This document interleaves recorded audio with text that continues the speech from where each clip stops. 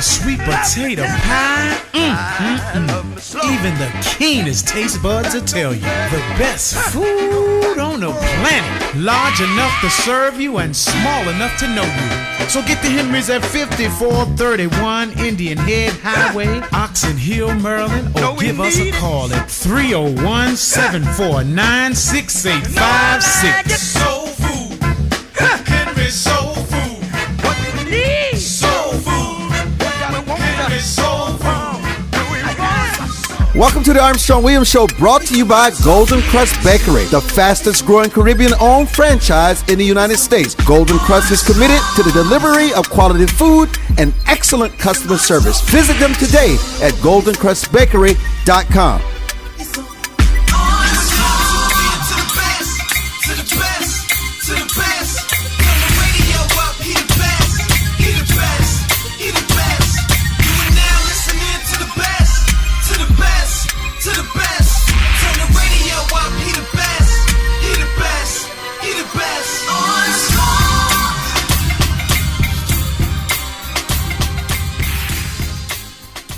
So, Milo, how much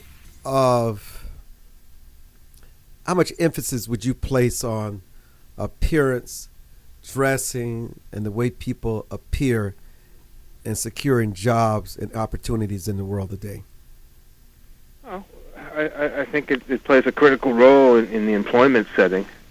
Rightly or wrongly, we are a culture that places great emphasis on image and perception. So I'd say it's critical. What about people who wear tattoos or wear earrings? Do you think that would impact them in a negative way in terms of opportunities? Yeah, I don't think there's any question that in some environments it most certainly and undoubtedly does.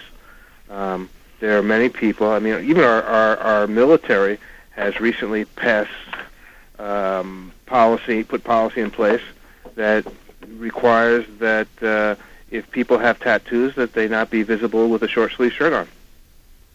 What does one have to do with the other? Armstrong, it's a perception thing. Frankly, I in an environment where you are working in community and you're interfacing with children, in many cases it makes parents uncomfortable. And it's not a question of whether I agree with these assessments or not. But it is what it is. It's like the sky being blue. Some people, when viewing somebody with a tattoo, conjure up any number of thoughts or perceptions associated with that individual, and it modifies and impacts upon how they evaluate that person.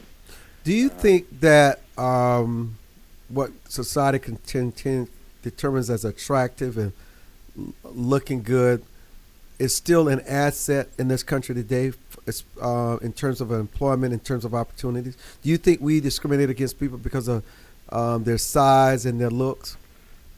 It's almost a rhetorical question. Absolutely, we do. Is it right? Absolutely, it's not. But there's no question in my mind that we make value judgments. There's endless statistical data on compensation rates for attractive people as it relates to less attractive people. If you're hiring somebody for the front desk at your health club, do you hire a 400-pound woman to sit behind the counter, or a 400-pound guy? It plays a role. Our appearance, our perception, and values that we attach to those appearances play a role in everyday decisions. Discrimination is not always just racial or sexual. Discrimination is attractive, unattractive, and sometimes it's warranted, and it's appropriate. In the example given, in a health club, you're selling a fit appearance and lifestyle. You can't have somebody who's unfit and out of shape selling that. Do you think it's easier for someone to find a job who already has a job someone who doesn't have a job and looking for a job? Absolutely, because as someone hiring people frequently, the perception of someone without a job. Again, I'm not getting into a debate of right and wrong. I'm just speaking from a factual perspective. Someone without a job, the first question is, why aren't they working? Somebody with a job, it's, why are you looking to make a change? And the unverbalized perception is that the person who has a job, who is making a change, is ambitious and looking to trade up, or is trying to change a life situation, or any number of other reasons. But the unspoken perception is that that person is proactive and taking initiative. Rightly or wrongly, the person who is without a job, the first question is, well, why are they without a job? What's wrong with them? You know, I was wondering whether you think people actually vote in knowing the issues and how it impacts them and ultimately the country they love, or do they actually vote the party line based on the politician they like, knowing little about their policies? I could get into trouble with this one. I have this argument with my wife on numerous occasions because for the life of me, I couldn't understand how she voted for President Obama. Given our lifestyle, given our life circumstances at the time, it made no sense to me. But she liked him. And when I asked her what policies that it was that she liked about him, she couldn't identify a single policy. Frankly, I think she thought he was cute. And I think there's no shortage of people out there that make their decisions based on visceral responses that they couldn't defend logically if their lives depended upon it. Unfortunately, there may be merit to what you're saying. What do you think of the networks, cable networks like Fox News and MSNBC? Do you think on the spectrum they're one and the same?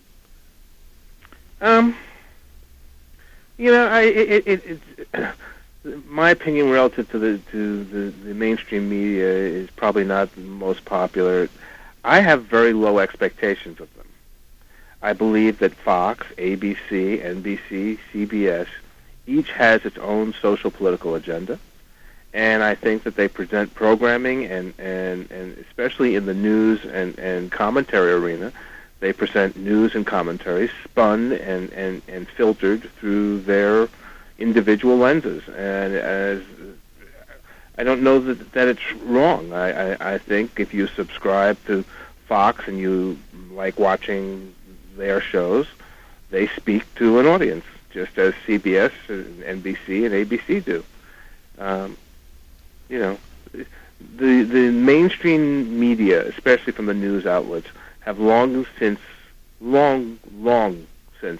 been focused on delivering information. They are entertainment today, and they're delivering spin. I mean, honestly, when you've been in the media for 30 years, when was the last time you saw mainstream broadcast media really deliver meaningful content? It's sound bites and hype. But isn't that they're becoming the American way? Well, I don't think it's becoming. I think it's well established. We have a significant portion of our electorate population that are comfortable, confident, and proud of their ignorance. And they demonstrate it every day, evidenced in their voting practices, evidenced in their interpersonal dialogue with their friends over at the water cooler, and evidenced by their demonstrated malaise. Well, we're getting exactly what we deserve. What demographic do you think in this country does much better overall, and why? What demographic does much better in what respect? Socioeconomically? Right, socioeconomically, yes. Well, I don't think that's subject to my opinion or yours. The statistics are real clear. The ultra wealthy, as they are the ones who have seen the greatest degree of growth over the last 5 years.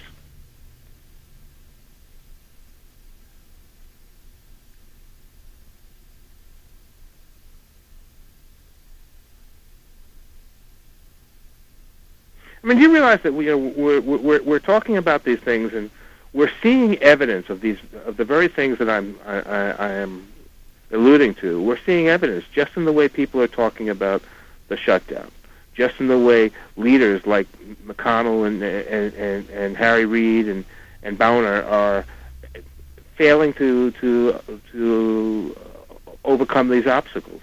And do you see Americans protesting in the streets, waving flags in front of the Capitol, demanding action?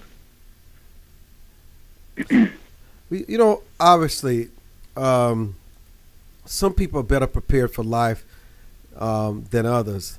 Some people make better choices, but they know how to seize upon opportunities. How best to maximize opportunity, and knowing that it's an opportunity, Milo, from your business experiences and just living? Access to opportunities rests in relationships, beginning and end. The relationships between people of capability, whether those capabilities be intellectual, economic, educational, or both, the opportunity is a byproduct of relationships. And one's ability to see and exploit those relationships is solely founded on the strength of the relationships that they're able to exploit.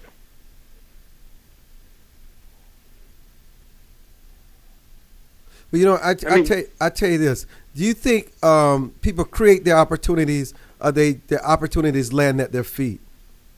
I think I think it's a blend, Armstrong. I mean, look at our relationship. You and I have a commonality of thought and value, and you produce this show. I gain some benefit from my association with it. You gain some benefit from your association with me. It's to our mutual best interest. But it was facilitated through a relationship initiated by a mutual friend.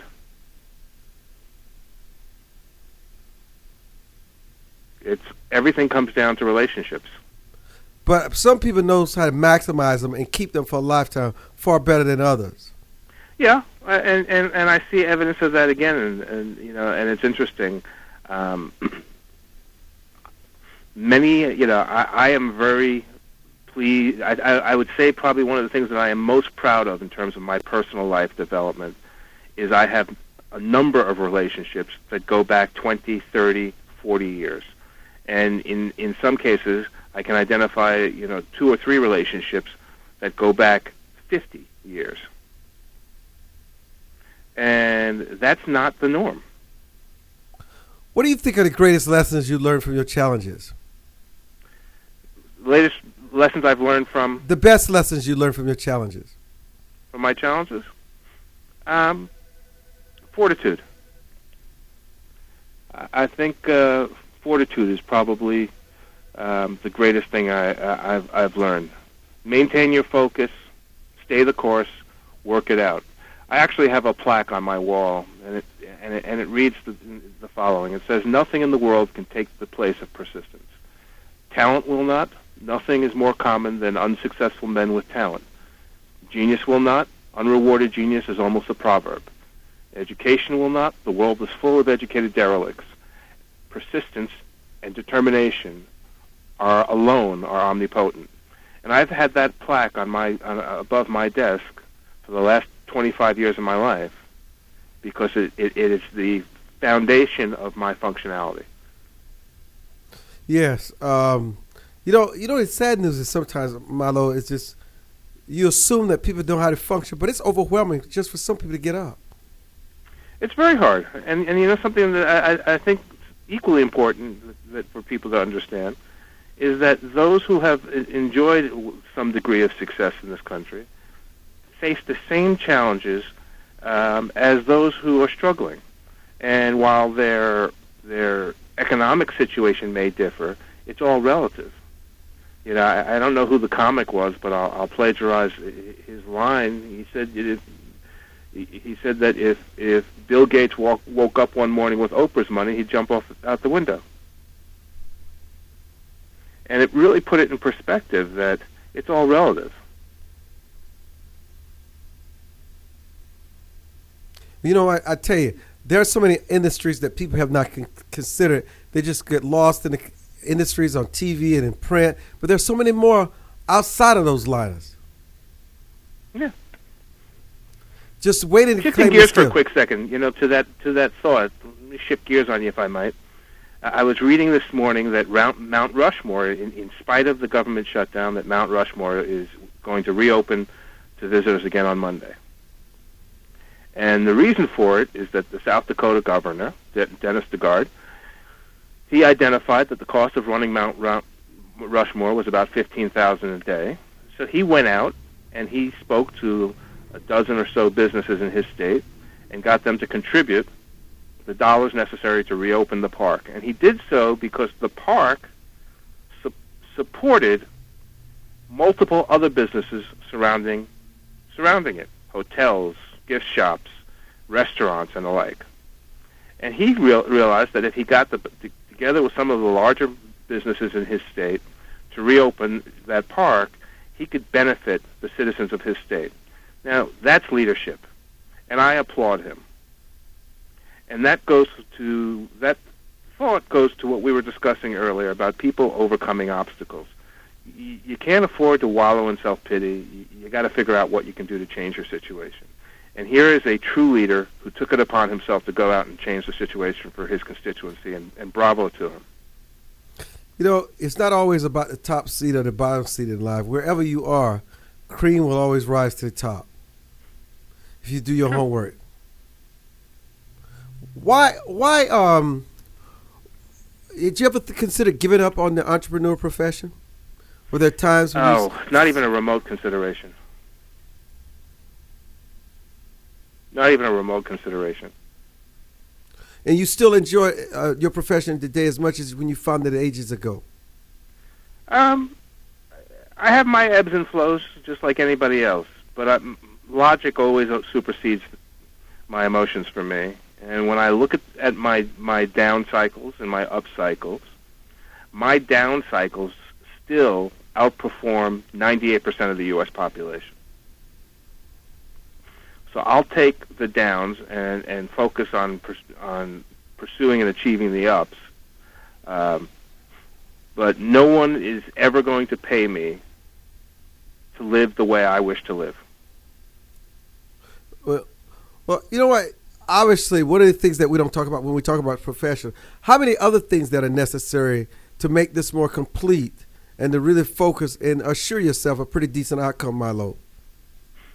Again, I think it all goes back to relationships. You've got to maintain and sustain relationships that will enable you to solicit support for the initiatives that you undertake. I look at my son. My son just started his first business up in Kennesaw, Georgia, and he's operating a business in one of the malls up there. And I'm really very proud of him because he has learned a lesson. He said, "Pop, this is what I'm thinking about doing. Do you mind if I reach out to this contact of yours and that contact of yours to help get me off the ground?" And he didn't go out asking for money.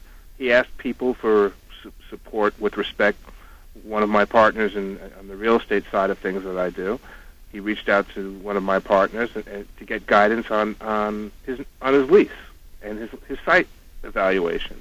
He reached out to a friend of mine in the insurance business to get judgment and guidance on the appropriate insurance coverages he needed.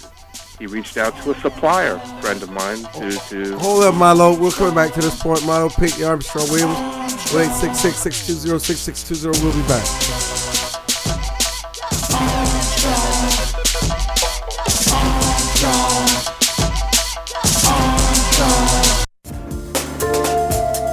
For more information on the Armstrong Williams Show, please visit our new website at www.rightsidewire.com. There you can find his syndicated column archive, view live streams, and get your favorite conservative pundits' views on the current issues affecting the American people. From building wealth to foreign policy, stay connected with Armstrong Williams and his colleagues at the all-new www.rightsidewire.com. Hi, this is Armstrong Williams. What does it mean to be conservative?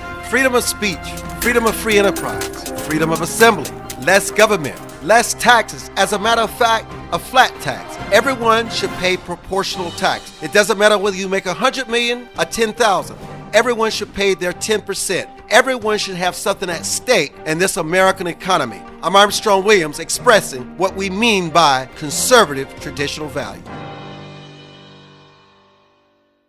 America must change course if we hope to survive and save the American dream for our children and grandchildren. How do we fix Social Security and Medicare? How do we cut government spending? How do we reform health care? How do we simplify the tax code? The Heritage Foundation has a bold plan that tackles these tough problems using common sense solutions that leave partisan politics on the sidelines. Find out how we can save the American dream at savingthedream.org, paid for by the Heritage Foundation. Elder chicks is an exciting part of the fastest growing segment of the population. Women in their 70s, 80s, and older who are mastering the art of a senior life. We're no longer unseen and unheard. We're providing role models for each other and the baby boomers who are fast approaching retirement. Join our virtual community. Hit www.elderchicks.com on your computer keyboard. Where heads of state, sports, entertainment, and political celebrities meet. You're listening to Armstrong Williams. So, Milo Pickney, what's happening in your world of finance and financial discipline?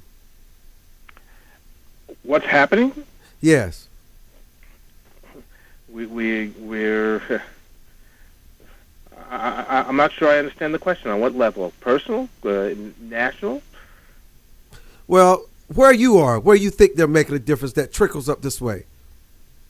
Well, I think that in the small business world, financial discipline and conservative practices are driving recovery in the small business world. I think businesses are looking at creative ways to deliver higher value for equivalent cost, to get a perceived return, greater return for their clients, and resulting in a better return on their own performance. And I think we're going to see more of that.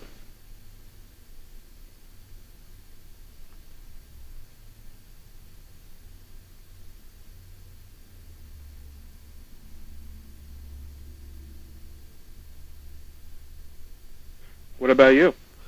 Well, obviously with the broadcast in front of us and the expansion of the platform, obviously it's just created a whole new world and new obligations and staffing, and it's just it's the opportunity that you want, but you also realize that it's just a bit overwhelming until you sort of streamline it and sort of get a feel for exactly what this is. But until then, it's only normal that you're going to be restless.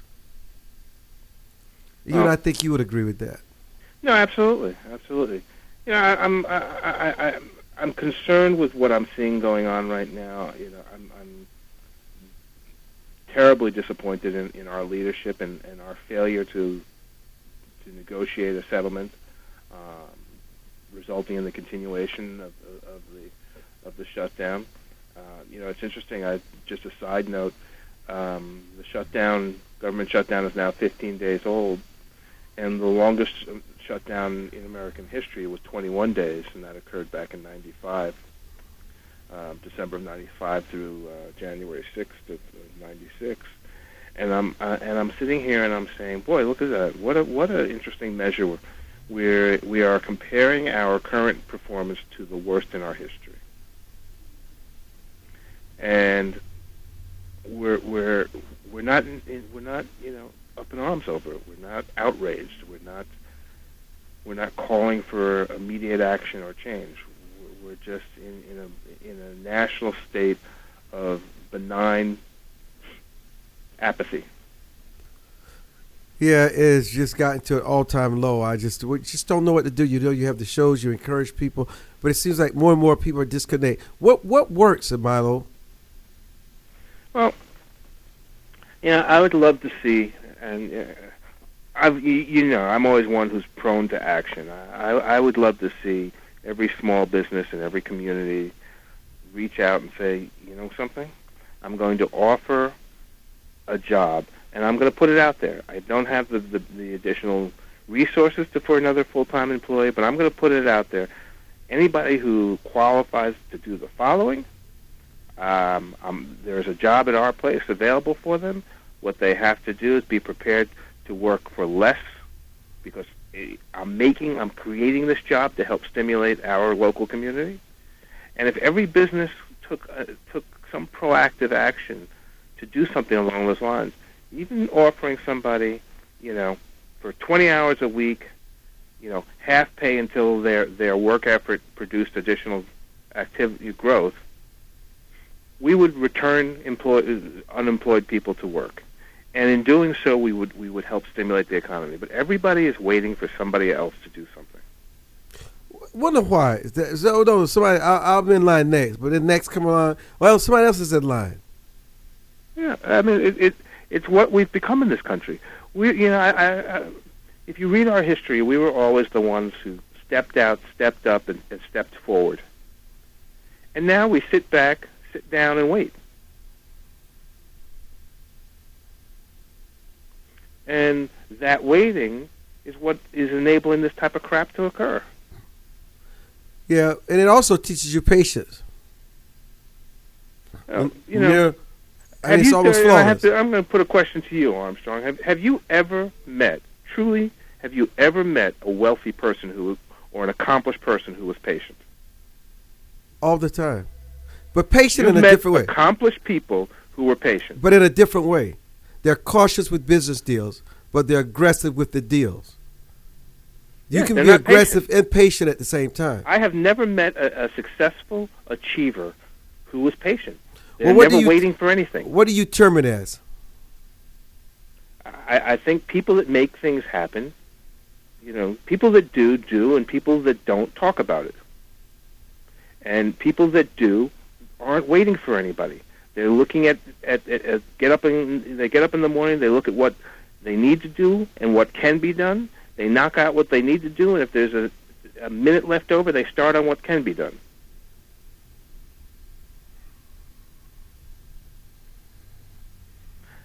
One of the biggest complaints I have in my organization is when people say, well, when do you want that? Don't ask me when I want it.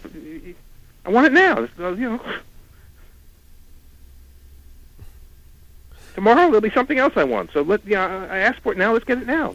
If you're advising on how to make affordable care, given the limitations that it has going for it, work for anyone, what would you recommend, Milo? To create affordable care? Oh, that's easy. First thing I would do is I would go out to multi-specialty medical groups. I would give them an incentive for every dollar they discount the cost of their clinical care. I would give them, $1.25 in tax credits, not deductions, but credits. So there would be an incentive for doctors to discount their costs to people who are uninsured or underinsured because it benefited them directly. And the lost tax revenue to the one physician would more than be compensated for by the increased care the greater number of people would get. So that would increase the volume in every independent medical practice. I would create incentives for physician groups to get together and partner on diagnostic and treatment centers and the provision of care through diagnostic and treatment centers. And I would give them an economic incentive to do so that came out of the hospital settings and wasn't subject to the inordinate DRG rates that hospitals charge. Do you know, Armstrong, I spent 4 days in a hospital a few years ago with a cardiac episode, and it was $100,000+ bill. I could stay in the Ritz Plaza, have full-time private duty nursing, and catered meals from Le Cirque for less than that for 5 days.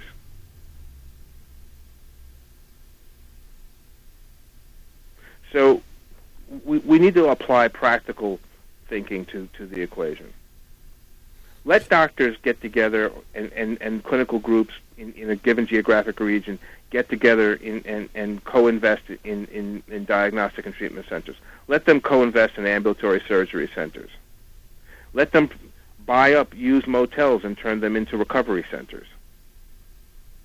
And don't inhibit them with stark regulations and fee-sharing limitations. Encourage them to share costs so they can reduce the cost of provided care. I mean, it's a no-brainer. And then let's put meaningful tort reform in place so that we limit these ridiculous settlements. You know, a healthcare settlement to a bus driver where you award a bus driver $35 million, and I won't get into the specifics of the case, but you know the media has talked enough about it. $35 million to a bus driver because the plastic surgeon that stitched up their leg after the accident left a scar. That bus guy was a bus driver. The woman, she wasn't a stocking model. She was a bus driver, and she was never going to earn $35 million in the entire course of her career as a bus driver. And it makes her a happier home. You know, because a woman feels more complete. Yeah, well, you know, we've got to start applying reason and logic to some of these settlements, and you know, there's no incentive because the people making the laws and installing these policies are all lawyers. I mean, I don't know the exact number, but I believe it's in excess of 50% of Congress and the Senate are all lawyers. And they're banking on that money whatever they do. Yeah. You know, we don't let employees in the private sector determine their compensation. But Congress and Senate votes pay raises for themselves and sets their own salaries. You know, this is an absurdity.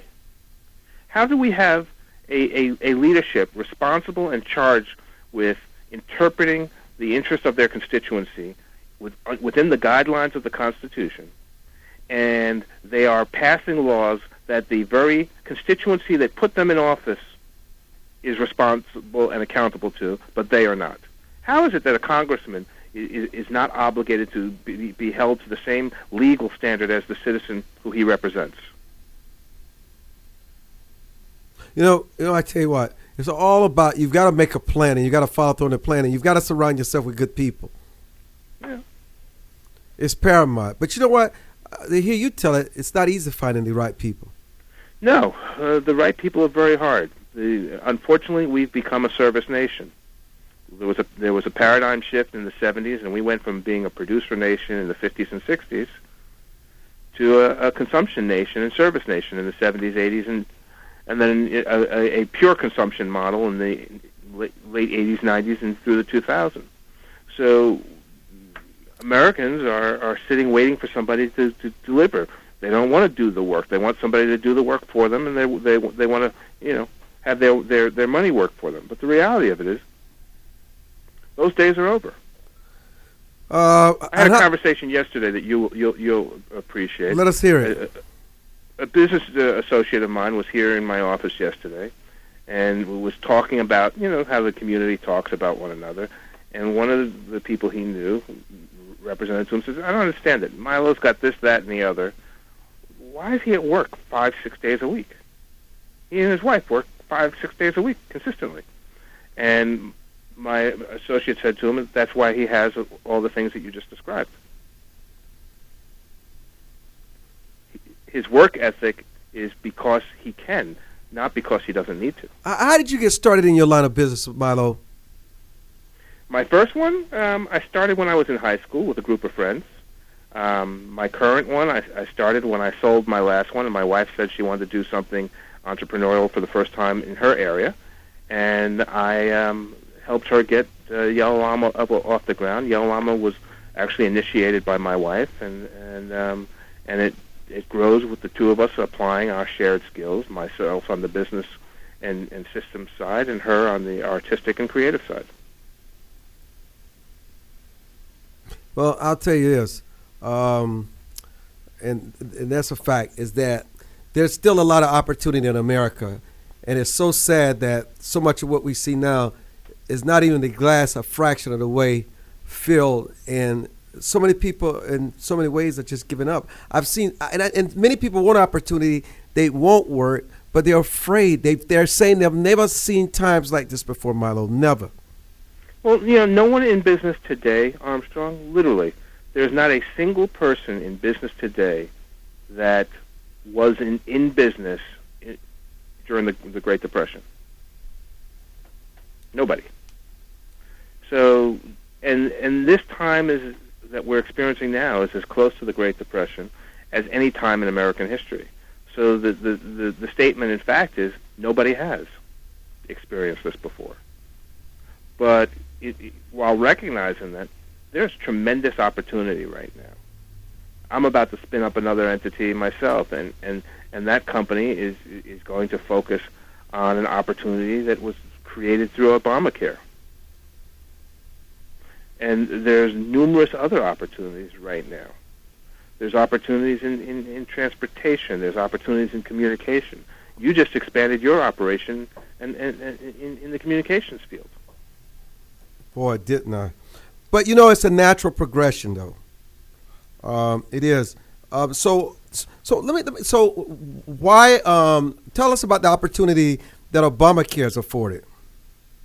Well, I think that without compromising some of our intellectual property, I think that Obamacare presents an opportunity for a broad spectrum of consultancies. One would be compliance. Another one would be, creative and restructuring of existing companies to navigate through the potholes that Obamacare creates. A third would be hospital and healthcare delivery facilities administration to increase efficiencies so as to be profitable under the Obama structure. So I think there's a lot of opportunity there. And having spent 20 years in healthcare and 11 years as CEO of an MSO, I see those opportunities as being ripe for exploitation, and I'm putting the mechanisms in place to exploit them. But what it really comes down to is I am not sitting down wallowing in what's wrong. I'm thinking about what I can do to take advantage of what's wrong. Well, you know what? That makes sense. How did you first get involved in healthcare? It's a funny story. I had sold my old business, and I was doing consulting work for a number of businesses. I ended up doing some consulting work for a multidisciplinary group, and in that capacity, I saw an opportunity.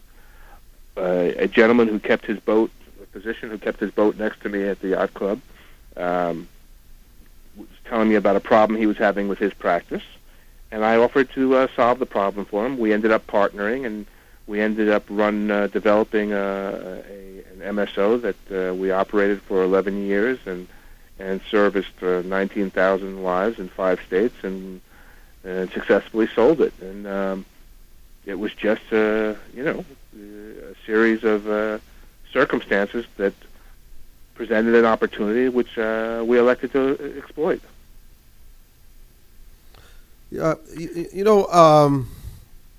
Do you think, are you surprised at all the glitches that Affordable Care continue to have since its October 1st launch? I'm not surprised at all, Armstrong. I mean, if you think about it purely from a logic progression, we have a bunch of politicians, most of whom are lawyers,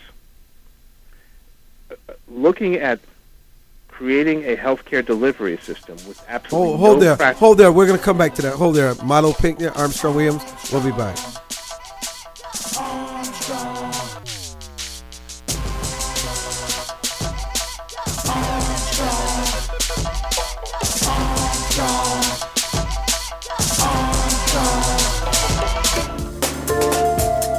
For more information on the Armstrong Williams Show, please visit our new website at www.rightsidewire.com. There you can find his syndicated column archive, view live streams, and get your favorite conservative pundits' views on the current issues affecting the American people. From building wealth to foreign policy, stay connected with Armstrong Williams and his colleagues at the all-new www.rightsidewire.com.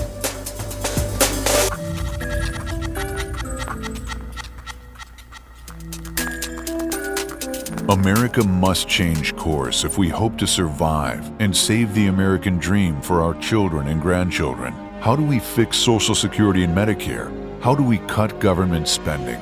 How do we reform health care? How do we simplify the tax code? The Heritage Foundation has a bold plan that tackles these tough problems using common sense solutions that leave partisan politics on the sidelines. Find out how we can save the American dream at savingthedream.org, paid for by the Heritage Foundation. Join the millions of Americans who pursue one of our country's finest traditions, from hunting to sport shooting. Since 1871, the NRA has grown as a service organization involved in all aspects of shooting sports and is a proud defender of the Bill of Rights. Join today to begin taking advantage of exclusive membership offers and discounts, including up to $25,000 in insurance coverage. Contact the NRA today. Call 1-800-672-3888 or visit nra.org.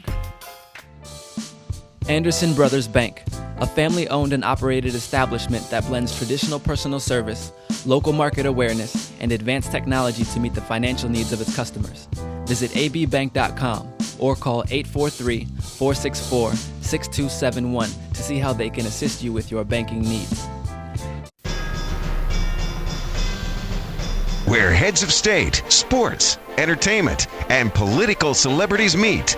You're listening to Armstrong Williams. Randy, my brother. You're on the air. You have a question for Milo? Yeah. What's the deal, man? I was put out some T-shirts. Now y'all brothers doing? Y'all talking about Obamacare, right? The rollout. Oh no, we're just talking. Randy, Milo, tell him what we're talking about. I couldn't make out what Randy's question was. He wants to know if we're talking about Obamacare. Well, no. What we're talking about, Randy, is what people can do and opportunities that exist within Obamacare. Oh, there's a lot of insurance companies gonna need more workers if they're gonna get all these people out there.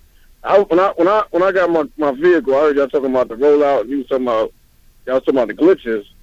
I just had a question. I wanted to join in on the conversation. I was gonna say, I remember Jay-Z put out an album on the internet. He had like maybe 300,000 hits before he had the million hit on his website, and it went down with 300,000 people got on the website. People don't understand a website can take but so much traffic. That's true. Now, if you're gonna sit there and say, the rollout is glitches and the glitches everywhere. Well, we're all talking about the President of the United States. No, I'm talking about the glitches on the website. I wasn't talking about Obama. You're talking about the glitches on the healthcare website? Yeah, on the healthcare website. It's a new website. It's getting hit by millions of people. Of course, there's going to be glitches on it. I don't even think that. I don't understand how people keep harping on that. Well, look, there's a segment of our population that looks for something wrong to complain about. The reality of it is the people that are harping about the glitches on the website are clueless as to what the real issues are. Their focus is finding something to point the finger at, and quite frankly, I have little interest in validating their complaints with attention to it. The reality of it is, rightly or wrongly, this is the law. It's been put in place. It has its flaws, and what we need to do is focus on identifying that in it which works and fixing that in it which does not. And there you go. Period. Let's move on. I mean, it's killing me, man. If people got all these people being furloughed. These people only got jobs already anyway. To be furloughing people, and I mean, they just said they got a new proposal out of Congress talking about they want to delay the debt limit till January 15th. But don't let the president or the secretary of Treasury to do anything that, they want to strip their powers from them till the 15th of January. Then they talking about they want the President Obama and them to have Obamacare, which is, the president's going to have the best doctor on the planet. I mean, if he got Obamacare or Joe Care, he's still going to have the best doctor on the planet. So, these little symbolic things they want just to go back to the Tea Party and the constituents to scream and yell that, yeah, I got something out of Obama. It's getting tired, man. It's getting tired. I'm disgusted with the process. How would you fix it? I recognize everything you said is wrong. Tell me what you do to fix it. Oh, what I do to fix Obamacare? Let it play. You gotta let it play out to see what's wrong with it. They would complain about it, condemning it before it even came into effect. It's not going into effect most of the things till January. So let it play out. Let's see what the glitches are in the actual work of the Obamacare. Then let's just fix it. Let's move on. That's why Social Security did the same thing when Social Security came out. I heard it did the same thing when Medicare came out. Everybody loves it. As a program, it's not a death sentence for somebody to get health care. There are 30 million people without health care. Yeah, I'm glad you mentioned those two, because what you just described is two similar initiatives, political initiatives, both, by the way, developed by Democratic administrations. Medicaid was Johnson, and I believe Medicare was Medicare was Johnson as well, if I'm correct. Anyway, FDR, no, FDR. That's right, FDR. I'm sorry, but in both cases, these are programs to service the public interest. Medicare has not been a successful program. It has enjoyed disproportionately higher health care costs, tremendous amounts of waste, and diminished compliance from Medicare recipients who are overridden and overwhelmed by the inordinate amount of paperwork. I can tell you quick things about Medicare. You can watch. All you gotta do is watch a late night commercial with a hover round or some cockamamie toilet shower hookup where you can Medicare pay for it. I mean, I see waste every day. Just on infomercials at night. Same breath. In the same breath, you're suggesting, well, let's let it play out and see what happens. All I'm getting at, Randy, is that before we just let something play out and see what happens, we have a fiscal responsibility to evaluate and assess prior to deployment of things. And pushing political agendas to get things done that have not been well thought out doesn't serve the public interest. And the first responsibility, the first responsibility of our leadership is to protect the public interest. And they have a fiduciary responsibility to think things through, do the test in Excel spreadsheets before they roll things out. This was a political program. This was not a well-thought-out program. Randy, thank you for calling my brother. First of all, listen. The program is a Republican. Obamacare is really the Republican plan. So to say it wasn't thought out by who? What does it matter? Public option. We wanted a public think about option. that. Think about your question. What does it matter who thought it out? The issue is that it was not thought out. I'm trying to make a statement. This is the Republican plan. We had what we wanted as Democrats or the progressive Randy, agenda. what's the point?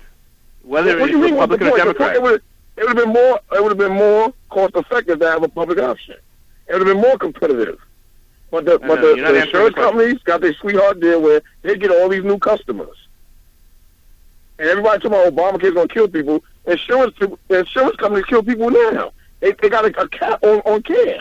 If you in a hospital and you have I'm trying to tell you, if you let me talk.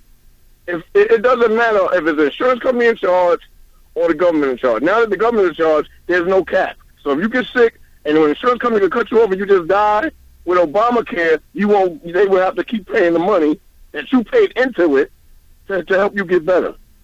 And there's more emphasis on keeping people healthy so they don't get so sick where they got to go, where they get a catastrophic injury or disease and then they just die. I mean, that's more cost effective. It don't matter if it's Obamacare or not. People still going to go to the emergency room to get care, and that's way more expensive in our country anyway. So either way you look at it, it's going to cost us. This, Armstrong, is what I love about this country. People in America are entitled to have opinions. They are entitled to be adamant about their opinions. They can even be adamant and passionate about their opinions when they haven't a clear understanding of what they're talking about. And you don't have understanding what you're talking about, man. Randy, thank you. I'm going to take Alan. It's always good hearing from you. Alan, you're on the air. Thank you for your patience. Go ahead. Yeah, how you all doing today? Just fine. Hey, Alan, how are you today? Good. 2 quick points, and three. First, I do understand my man Randy, and I think he may have been misunderstood. But anyway, on my topics, you asked what the solutions are. Legislative-wise, I've always said one bill, one law. you can't group all of these different legislations into these bills and expect to have something clean, something that is going to be productive. When you do it the way it's being done with all these different porks here and there, it's all that lumped into it. The congressmen, or rather the senators and the representatives, they hide. You don't know who's voting where. You have to dig to see who did what. And well, I'm not going to vote for this because of that particular piece of it. One bill, one law, that would solve a whole lot. But on the other end, look, it's like a football team. You have offense and defense, and we are a team, Republicans and Democrats. Obama is the quarterback. We voted him in. He's the quarterback. Defense is the Republicans. They are supposed to keep us kind of physical. They're supposed to help, stop us from falling. But the Republicans now are playing against the team. They're not even coming out on the field for the team to even play. But we're supposed to play together as a team, and they're playing against the team, and that's the way it appears. They just understand you're still a part of the team, keep us physical, but don't just stop the game, Anyway, that's my 2 cents for the day. I don't know if you know or not, but I am a conservative. I am a registered Republican, although I consider myself a constitutional conservative, and I wholeheartedly and 100% support what you just said. So I think that is a voice of reason, and I only hope that more of our population recognizes what the roles of our leadership are with respect to the objectives of this country. Our president is our quarterback. He is not the Republican president or the Democrat president. He is the American president. And both sides of the aisle are supposed to be representing the best interests of the American people and supporting that presidency. And the reason the presidency has always been identified as an office and not an individual is in support of that very simple fundamental belief. And when the Founding Fathers crafted this country, they crafted it with that in mind. So I applaud you for being so balanced and rational, and I hope your spirit permeates the rest of our population. Well, I appreciate those words, and I'm conservative myself. And as I say before, I just don't agree with the extreme right way of implementing the laws. But if we could kind of tone those particular individuals out, I think you would have more of a conservative base on both sides come out, and start working together. I appreciate today, man. Thank you, Alan. Thank you for calling. So Milo, another day at the box office. I'm telling you. Another day at the box office. Are we making progress? When we have a caller like Alan, and I hope other people listen to a caller like that, because what that evidence to me is somebody doing exactly what I was calling for. I want to see my fellow Americans think their way through things, not emote and feel their way, but actually think their way. And that is important. We need more of that, and we need it on both sides of the aisle. Yes, we do. Yes, we do. Yeah, it's true. And unfortunately, we don't have that. No, we don't. No, we don't have that. And we have people who are passionate, and passion's great, but uninformed passion is as dangerous as ignorance. Yeah. It's more than ignorance. It's bankrupt. Yeah. It really is. Everybody has an opinion. Everybody has something to say. But just because you have something to say doesn't mean you're saying something. Yeah, true that. Yeah, it doesn't mean. So, Milo, what's your take on before they resolve the government shutdown issue? I think it's close. I think it's close. I think that what's ultimately going to happen is that I think McConnell is going to play a greater role, and is going to force.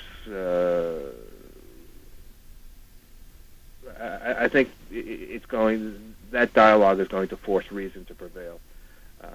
I think John Boehner has made it very clear that he's so busy fighting Obama that he's not fighting for the country. And I think that the ball's in the court of McConnell and Reid. Could it be that Obama is so busy fighting Boehner that he's not ready to move us forward? Well, I know I'm going to regret saying this, but I actually think that Obama did the right thing. I think he had to take a line and say, you're not going to hold this country hostage because you don't like what I've done. And if I were in his shoes, whether he be a Democrat or a Republican, and the tables were reversed, I would have taken the same position. You're not going to hold the American people hostage to stick it to me. Well, Milo, can you give us your webpage address again? It's www.yellowllama.com. And we're doing great things in fundraising with charities, churches, and organizations. And just getting bigger. It's getting bigger, and we're supporting our youth, and we're creating new entrepreneurs every day, and it's exciting and fun. So I encourage people to reach out to us. It's, again, www.yellowllama.com, and they can always feel free to pick up the phone. You'll find that when you call our offices, you'll always be able to get through to a human being, and you'll never have to press one to speak English. I would say that is true, and I'm going to call you a little on the other side of the show, Milo.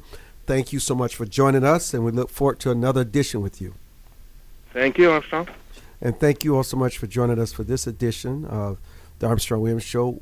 Info at rightsidewire.com. You can always join us Monday through Friday from 6 to 7 p.m. Eastern Standard Time when we're live on Sirius 110. That's Sirius 110. I'm Armstrong Williams, and have a blessed day. Hit that music. Hit it. Hello, everyone. This is Armstrong Williams on the right side.